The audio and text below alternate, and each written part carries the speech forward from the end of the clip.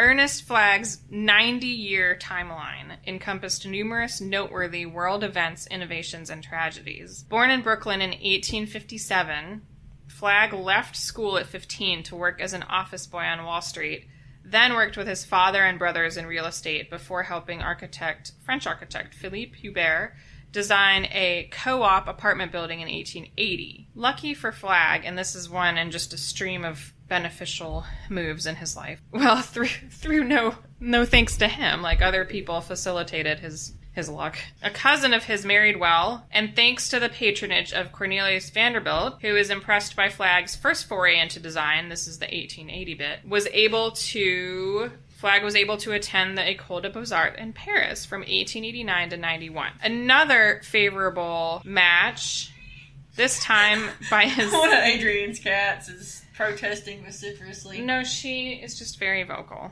Okay.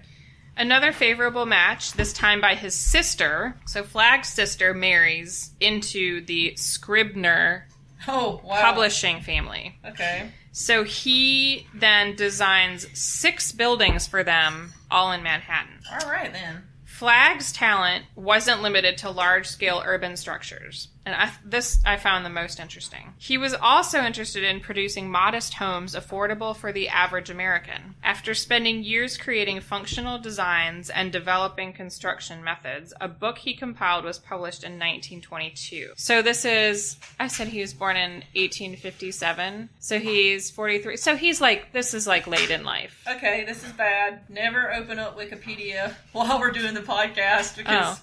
Are you looking at Flagg? No, I'm just like, Edward Clark built the Dakota. Oh. Yeah. Okay, so, right, but this is Isaac's partner, Edward, not the son. This is the first guy in the 18... Yeah, whatever. This is his partner. He Bill, apparently... Yeah, okay. Funded the Dakota. That's interesting. Remind everyone what the Dakota is again. The Dakota is... It's the one that was taken... No, it's still there. Oh, it's still there. No, that's where John Lennon was gunned down outside There the was Dakota. another one that was demolished. It's not the Dakota. Okay, so anyway. Carry on. Sorry. Segway! And not the little machine that you ride around on. Sorry. Well, we were talking about Flagg's later years and coming up with really cool designs for small houses, not tiny houses, just small houses. And this book came out in 1922, and it's called Small Houses, Their Economic Design and Construction. So he collaborated with builders across the country to construct homes based on this book. So I guess he was able to market himself as well. And you can buy this book today and build your own responsible small house. Not tiny house, because no one can live like that, really, hipsters. Between 1924 and 1926, over 24 Flagg homes were built in Milwaukee alone. I do not know why Milwaukee. I did not look into that, but there was a cute little blog with pictures of these still extant homes. Probably for all the brewery workers. It's actually not a bad theory. I have those on occasion. So, and there's lots of them, and I think they're like I don't know if they're landmarked, but they're somehow protected, and they remain largely intact. So Flagg devoted the end of his career and his life to multifamily housing, co-ops, apartments. Good for him. That kind of thing. I'm kind of fascinated by the giant swing between this is the man that designed the tallest building in the world in 1908, and then he also designed these sweet practical cottages in the 20s. And I don't know. I was just trying to think of another architect that is known for something of such a giant scale and also known for something whether it's, I guess some architects design memorials, but I mean like a habitable structure. Like who else designs both skyscrapers and, 1,000 square foot, not mass produced, but sort of available design for the everyday. Yeah, not a lot of architects can do both. So to close the loop of Flagg, because I just thought Flagg was interesting, I mentioned that he lived over a period of 90 years. So remember that he was born in 1857 in Brooklyn, and he dies in February of 1857, and he dies in April of 1947. So he lives through the Civil War, both World Wars,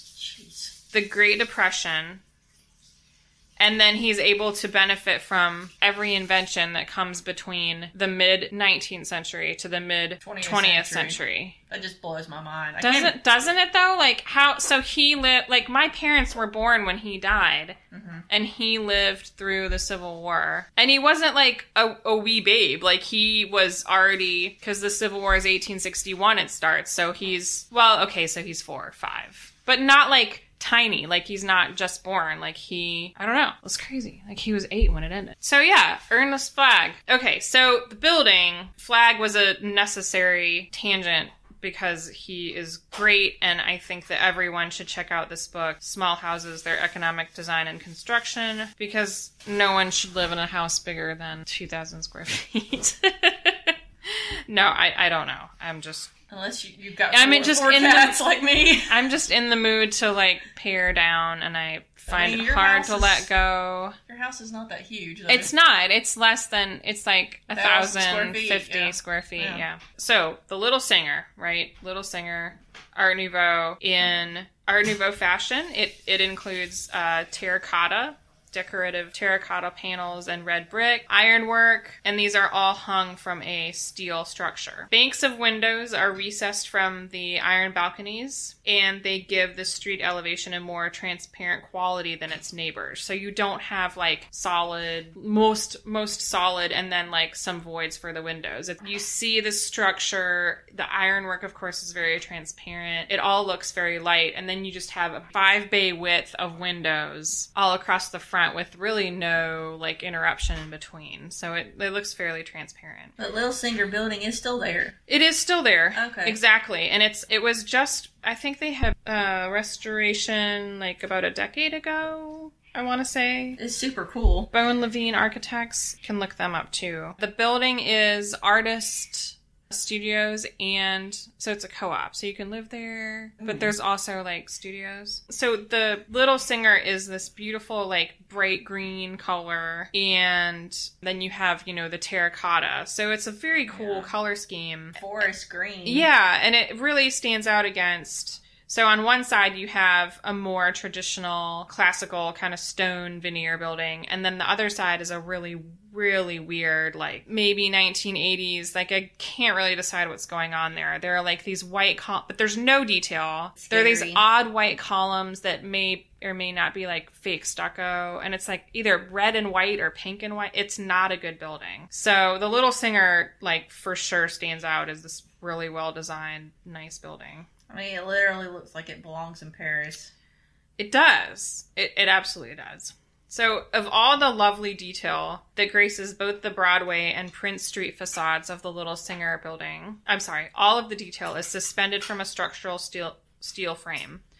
The Broadway facade is 50 feet wide, and the Prince Street facade is 37 feet wide, and still features the large iron letters at the second floor that spell out Singer Manufacturing Company. The structural facades can actually be considered precursors to the glass curtain walls found in World War II era skyscrapers. This L-shaped building was a highly inventive structural achievement at the time. The Little Singer looks very much ahead of its time. It's good genes thanks to the innovative architecture and its stunningly maintained appearance due to a recent rehabilitation that I just mentioned. Since 1979, it has been a co-op that combines 20 offices and 15 live-work artist units. Unlike the later Singer Tower that Flagg designed, the Little Singer has the great achievement of still standing. As the original building constructed for the Singer Company, the Little Singer housed offices on the upper floors and showroom space on the lower floors. I'm guessing that after the business moved out, the building was fairly easily filled with other tenants and walls constructed in a former factory space or showroom space to create even more leasable units. It's a lot more difficult to fill a 41-story building, but regardless of the vacancy percentage, the 1967 demolition of the Singer Tower was obviously a huge loss to the Manhattan skyline as well as a blow to the preservation community. But we can be thankful that the Little Singer is still standing and maintained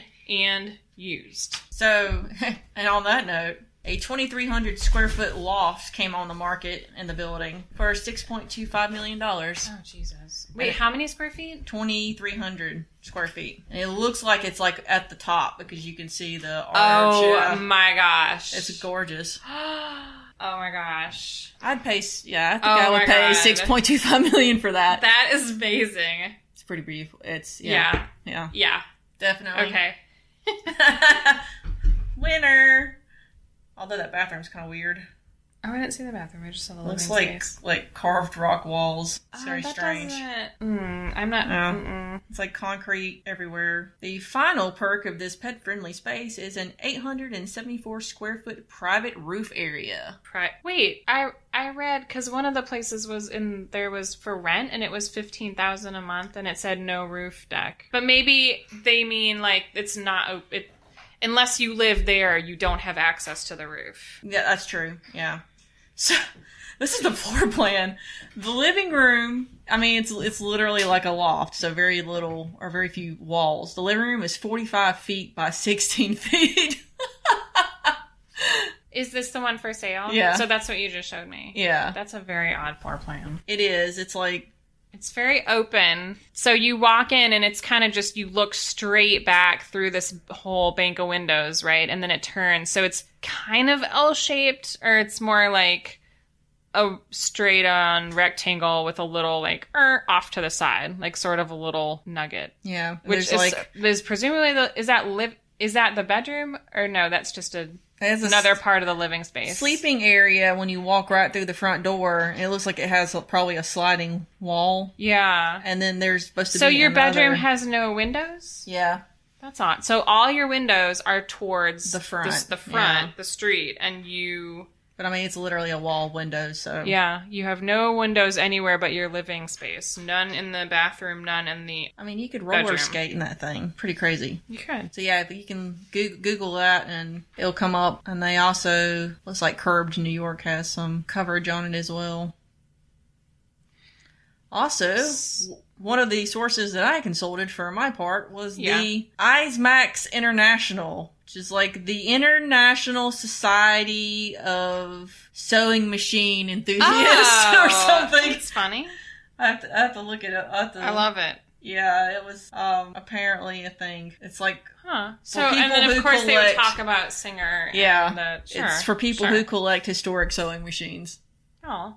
I can't really make fun since I used to collect historic toasters. So, there you go. That seems just as impractical. Yeah, that's pretty... Unless you're making avocado toast all the time, and unless you're sewing all the time. I don't know why you would need more than one or two. I mean, I know different sewing machines do different stuff. You can't, or you need different needles or whatever. Yeah, I prefer to sew by hand. I just prefer not to sew. Sew it all? I prefer to order my clothes or shop for them. I was seriously thinking about trying to sew a skirt. I was looking for like a taffeta A-line, black taffeta A-line skirt. And so not like petticoat poofy, but No, but it stands out. Yeah. It has a, right. And I couldn't find one anywhere. And so I was literally about to the point where no one uses taffeta anymore. Yeah. Like that was I guess a kind of an 80s thing. I remember having a taffeta dress. Yeah. That, I mean, my mom sewed my clothes as well. So I had special dresses that were made by her. I did finally find one through JCPenney of all places. Really? Yeah. It's sitting at the Northwood Mall. JCPenney still exists. It does. Or rather, they still sell clothes. It's sitting at Northwoods Mall, and they're threatening to send it back because I haven't come to get it yet, because who wants to drive the Northwoods Mall? No one does. Why don't they just ship it? Because I'm cheap, and it was free to ship to the store.